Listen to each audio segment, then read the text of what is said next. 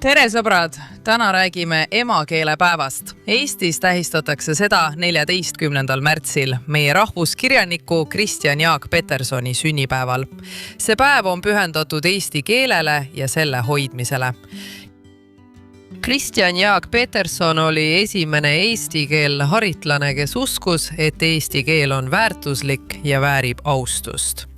Tema kuulus mõte kõlab, kas siis selle maa keel? Ja me teame, et ta pidas eesti keelt võrdseks kõigi teistega. Kas te teadsite, et emakeelepäeva idee tuli ühest väikesest koolist? Selle mõtte pakkus Sonda kooli direktor Meinhard Laks. Tema ütles, et emakeelepäev võiks olla Kristjan Jaak Petersoni sünnipäeval.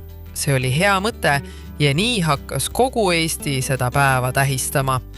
Üks inimene ja üks idee võivad olla väga tähtsad.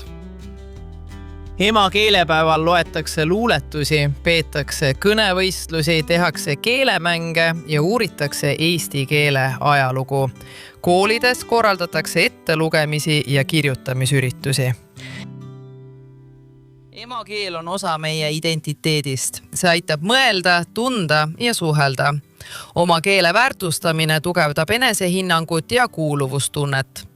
19. sajandil oli eesti keel rahvusliku ärkamise keskmes. Keele kaudu tekkis ühtne rahvus, laulupidu ja oma kirjandus. Emakeelepäev tuletab meile seda teekonda meelde.